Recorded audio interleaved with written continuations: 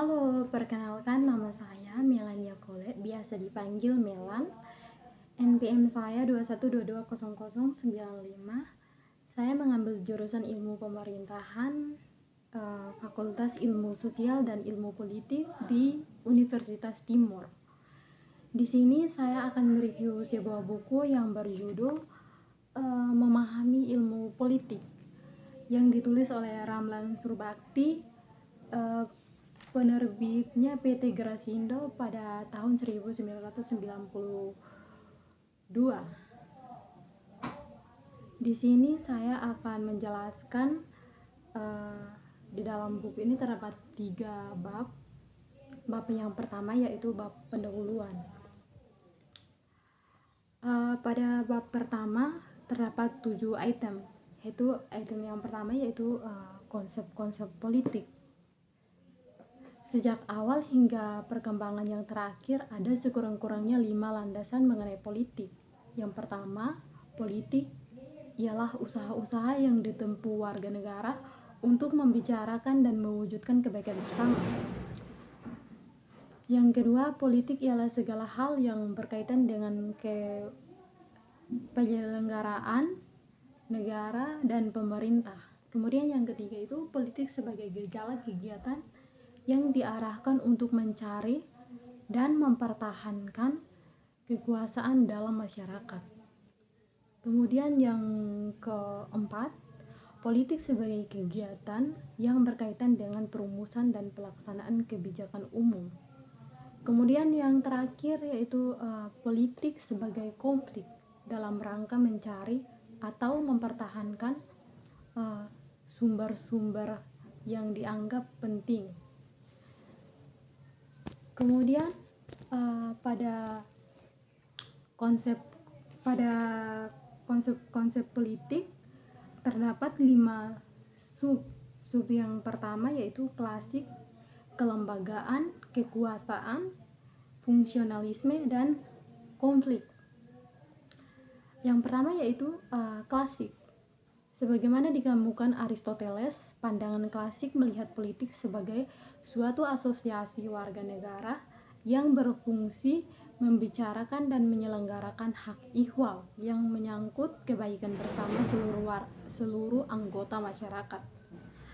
Pandangan klasik berupa penekanan yang diberikan pada apa yang seharusnya dicapai demi kebaikan bersama seluruh warga negara polis dan dengan cara apa sebaiknya tujuan-tujuan itu dicapai.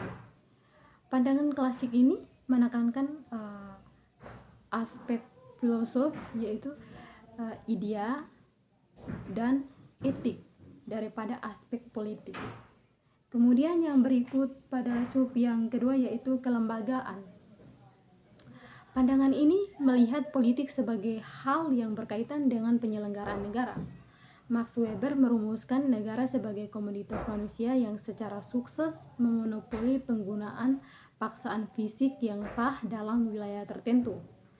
Kemudian pada sub yang ketiga itu kekuasaan. Robson merupakan salah seorang yang mengembangkan pandangan tentang kekuasaan ini. Kekuasaan ini dirumuskan ilmu politik sebagai ilmu yang memusatkan perhatian pada perjuangan untuk memperoleh dan mempertahankan kekuasaan, melaksanakan kekuasaan, mempengaruhi pihak lain, ataupun menentang pelaksanaan kekuasaan. Ilmu politik mempelajari hal ihwal yang berkaitan dengan kekuasaan dalam masyarakat, yakni sifat hakikat, dasar, proses, ruang lingkup, dan hasil-hasil kekuasaan. Kemudian masuk pada sub yang keempat yaitu fungsionalisme. Fungsionalisme memandang politik sebagai kegiatan merumuskan dan melaksanakan kebijakan umum. Fungsionalisme mengartikan nilai-nilai sebagai hal-hal yang diinginkan, hal-hal yang dikejar oleh manusia dengan derajat kedalaman upaya yang berbeda untuk mencapainya. Kemudian yang terakhir, sub yang terakhir yaitu konflik. Pandangan ini untuk mempengaruhi proses perumusan pelaksanaan dan kebijakan umum tidak lain sebagai upaya untuk mendapatkan atau mempertahankan nilai-nilai. Dalam memperjuangkan upaya itu seringkali terjadi perbedaan pendapat, perdebatan, persaingan, bahkan pertentangan dengan bersifat fisik di antara berbagai pihak. Pada dasarnya konflik adalah konflik yang merupakan gejala yang serba hadir di dalam masyarakat, termasuk dalam proses politik. Kemudian kita masuk pada item yang kedua, yaitu asumsi-asumsi politik. Pandangan dalam ilmu politik berawal dari asumsi bahwa masyarakat dan sistem politik mengandung bagian-bagian yang berbeda fungsi. Namun bagian-bagian itu sering saling tergantung satu sama lain. Akibatnya masyarakat dan sistem politik berada dalam keseimbangan dan konsensus, dan karena itu stabil. Sebaliknya, pandangan konflik bermula dari asumsi bahwa masyarakat dan sistem politik terdiri dari bagian-bagian yang masing-masing memiliki kepentingan yang bertentangan, sehingga masyarakat dan sistem politik selalu berada dalam ketidakstabilan. Kemudian kita masuk pada item yang berikut, yaitu perilaku politik. Perilaku politik membahas tentang pentingnya partisipasi masyarakat dalam proses pembuatan, pelaksanaan, dan pengambilan keputusan politik yang terkait dengan daya. Partisipasi ini memang dianggap penting dan menjadi tanggung jawab bersama untuk mencapai tujuan yang baik. Namun masih ada beberapa politisi yang lebih memperhatikan kepentingan politik daripada kepentingan masyarakat. Kemudian kita masuk pada item yang berikut, yaitu keputusan yang mengikat. Suatu keputusan dikatakan mengikat apabila anggota masyarakat merasa bahwa mereka harus menaati kewenangan yang ada. Item yang berikut yaitu konflik, konsensus, dan perubahan. Konflik, konsensus, dan perubahan. Konflik adalah suatu situasi di mana terdapat pertentangan antara dua pihak atau lebih yang mempunyai kepentingan yang berbeda. Konsensus pula merujuk kepada kesepakatan yang dicapai oleh semua pihak dalam sesuatu isu. Perubahan pula merujuk kepada proses di mana sesuatu yang tersedia ada perubahan menjadi sesuatu yang baru. Kemudian masuk pada item yang terakhir, yaitu masyarakat umum. Politik merupakan proses pembuatan, pelaksanaan, dan penekanan keputusan untuk kepentingan umum. Kata politik mengandung pengertian politik secara historis. Politik diartikan sebagai usaha yang membicarakan apa yang menjadi kebaikan bersama bagi para warga negara yang hidup dalam polis. Kemudian kita masuk pada bab yang kedua, yaitu tentang kebaikan bersama. Pada bab kedua ini terdapat dua item, yaitu item yang pertama yaitu rezim terbaik. Rezim terbaik politik ekonomi ialah keseluruhan tata masyarakat dan sosial budaya yang dianggap terbaik bagi warga negara dan bangsa. Pada item pertama, rezim terbaik, terdapat 6 sub, yaitu sub yang pertama menurut Socrates. Sub yang pertama yaitu Socrates. Menurut Socrates, keadilan merupakan tujuan politik yang layak. Ini disebabkan keadilan merupakan hal yang esensial bagi pemenuhan kecenderungan alamiah manusia. Kemudian sub yang berikut yaitu menurut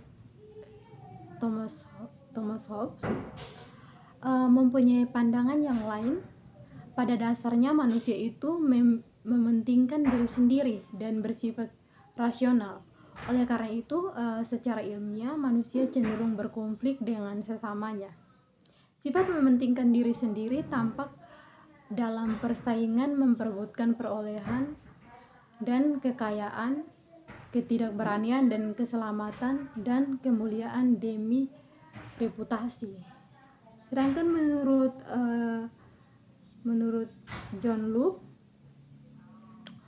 berpendapat kebebasan individu hanya dapat dijamin dengan suatu pemerintahan yang memiliki kewenangan yang terbatas. Sebelum terbentuknya masyarakat dan pemerintah, secara ilmiah manusia berada dalam keadaan yang bebas, sama sekali dan kedudukan yang sama. Kemudian menurut Jean-Jacques Rousseau berbeda dengan Hobbes yang memandang perlunya suatu pemerintah yang kuat, dan Locke yang memandang kebebasan itu perlu dilindungi. Rousseau lebih menekankan keinginan umum, sedangkan menurut Karl Marx, individu Locke, masyarakat bukan terdiri atas seperti pandangan Hobbes dan melainkan terdiri atas kelas-kelas. Menurut Marx, seorang masyarakat tidak mengembangkan dirinya secara individual dalam situasi yang vakum, melainkan dari dan melalui kelas ini tergolong. Individu tidak terbentuk nilai-nilai mereka, tidak pula gagasan-gagasan mereka tentang politik ataupun apa saja yang menjadi kebutuhan mereka. Kemudian sub yang terakhir yaitu Pancasila dan Undang-Undang Dasar tahun 1945. Indonesia memandang tentang rezim terbaik sebagaimana dirumuskan dalam Undang-Undang Dasar tahun 1945. Rezim terbaik ataupun terbaik bersama menurut Undang-Undang Dasar 1945 tampak ke dalam empat tujuan negara, yaitu melindungi seluruh anggota masyarakat dan seluruh tumpah darah Indonesia, mencerdaskan kehidupan bangsa, mengingatkan kesejahteraan umum, kesejahteraan rakyat, dan ikut serta menciptakan ketertiban dunia berdasarkan kemerdekaan, keadilan, dan perdamaian abadi. Dan Pancasila sebagai sumber dasar filsafat negara, yaitu ketuhanan yang Maha Esa, kemanusiaan yang adil dan beradab, persatuan Indonesia, kerakyatan yang dipimpin oleh hikmat kebijaksanaan dalam permusyawaratan perwakilan, dan keadilan sosial bagi seluruh rakyat Indonesia. Kemudian kita masuk pada item yang kedua, yaitu ideologi dunia. Ideologi dunia dalam ilmu sosial dikenal dua pengertian mengenai ideologi, yaitu ideologi secara fungsional dan secara struktural. Ideologi secara fungsional diartikan seperangkat gagasan tentang kebaikan bersama ataupun tentang masyarakat dan negara yang dianggap paling baik. Sedangkan ideologi secara struktural diartikan sebagai sistem pembenaran seperti gagasan dan formula politik atas setiap kebijakan dan tindakan yang diambil oleh penguasa. Dalam item ideologi dunia terdapat 4 sub. Sub yang pertama, liberalisme. Liberalisme tumbuh dari konteks masyarakat Eropa pada abad pertengahan. Terus kemudian yang sub yang kedua, konservatisme. Ketika liberalisme mengocehkan struktur masyarakat feodal yang mapan. Golongan feodal berusaha mencari ideologi